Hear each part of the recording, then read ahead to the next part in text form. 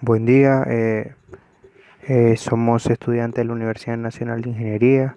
Nuestros nombres son Víctor Rocha, Leonardo Juárez, Juan Mora. En este video tutorial vamos a dar una pequeña introducción de lo que es generador de corriente alterna y cómo generar corriente alterna. Veamos. Voy a explicar cómo generar corriente alterna. Supongamos que tenemos una espiral cuadrada.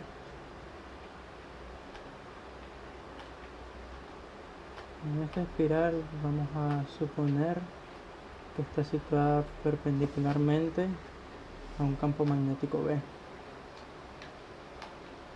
Y voy a dibujar un vector normal a la superficie y que tenga un módulo con mismo valor que la superficie.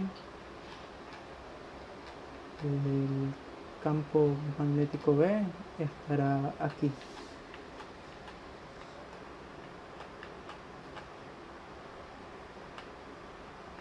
Primero tengo que definir el flujo magnético.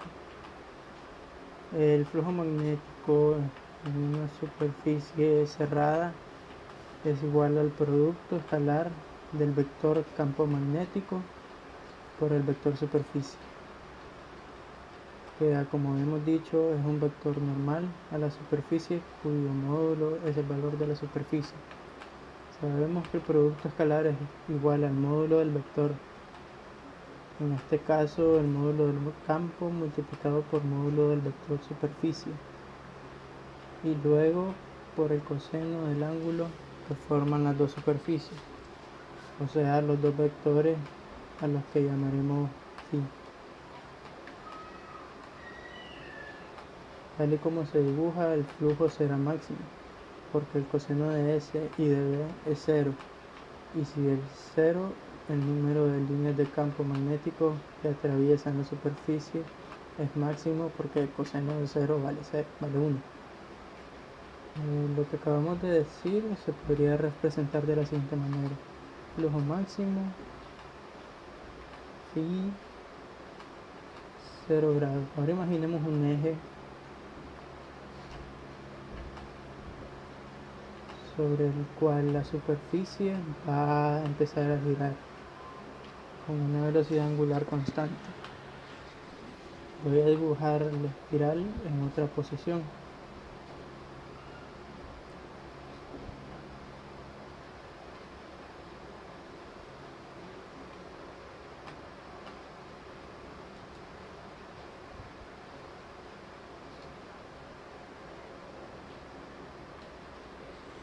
Si es así, el vector campo no sufre ninguna variación porque es constante. Hemos dicho que varía, mientras que el vector normal a la superficie estará en otra posición que podría ser la siguiente.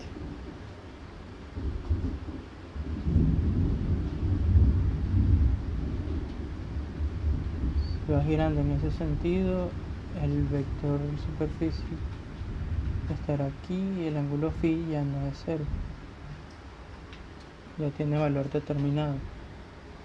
El flujo en ese momento va a ser más pequeño que el que hemos puesto en el instante 1, y ese valor phi lo puedo poner en función de la velocidad angular con la que está girando la espiral, porque sabemos que la velocidad angular es el valor del ángulo dividido por el tiempo.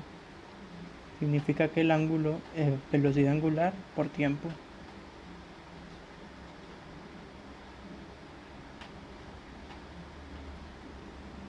La variación del flujo magnético de una superficie nos produce una fuerza electromotriz inducida, que lo llamamos E.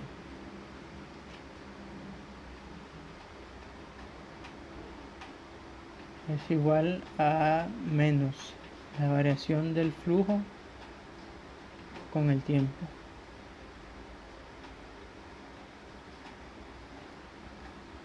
Entonces vamos a poner la expresión del flujo con el tiempo y luego vamos a ver su variación. El flujo en función del tiempo ponemos módulo del campo por módulo del vector superficie por el coseno y ahora en lugar de poner phi ponemos omega t. Sabemos que una espiral tiene que inducir una corriente eléctrica. Para que compense, en este caso hemos puesto en la posición 1 y la posición 2 había una pérdida de flujo, porque en el 2 habíamos quedado que el flujo en 1 era el máximo y el flujo en 2 tiene que ser más pequeño que el 1, por lo que hay una variación de flujo. Ahora recordemos que en una espiral en la que circula una corriente, si la corriente circular en este sentido, voy a poner los dos casos y ahora pongo la otra espiral donde la corriente circula en el caso contrario, en el sentido contrario.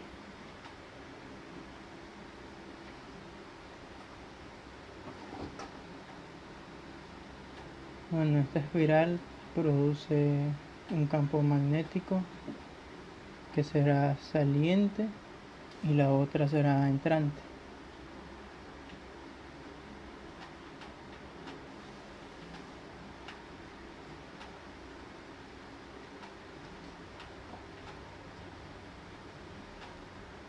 ¿Por qué es así? Es como que si fuese un tapón. En el primer caso lo estaríamos desenroscando porque va hacia afuera, y en el segundo sería lo contrario, porque va hacia adentro.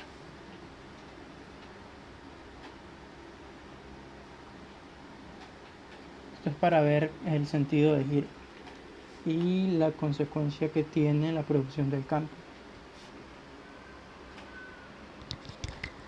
Todo esto es para poner cómo sería la corriente inducida. Esa variación de flujo hacia donde haría girar la corriente, y pues si el flujo ha disminuido, como la S es constante, la B tiene que compensarlo. Entonces las líneas del campo B que están hacia afuera pierden valor, por lo que tienen que hacer. Esto no significa que el campo perdió valor, sino que perdió el producto de B por S, porque se necesita más campo magnético. Ahora pongo la corriente inducida, producirá un campo adicional que haría que se compensara esa pérdida de flujo que sufrió.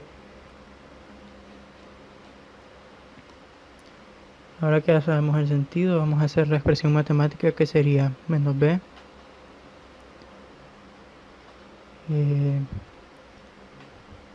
y S son constantes, menos seno de omega t, todo por omega. Así que esto queda campo por superficie por omega y por seno de omega t.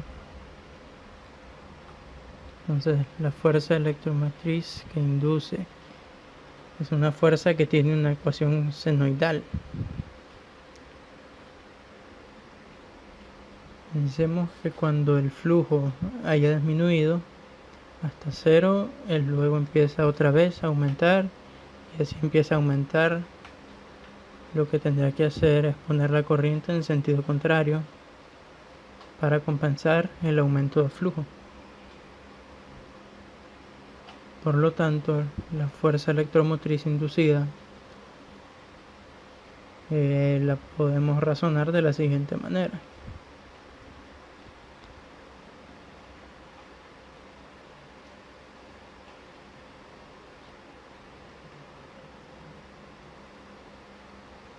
Ponemos omega t y aquí los valores máximos de la fuerza electromotriz, pero siempre varía entre positiva y negativa. y tendrá la frecuencia y el periodo de, por ejemplo, 60 Hz. Serían 60 ciclos por segundo, la que sería generada por un generador de corriente que está girando precisamente a la velocidad angular omega, y así es como se genera la corriente alterna.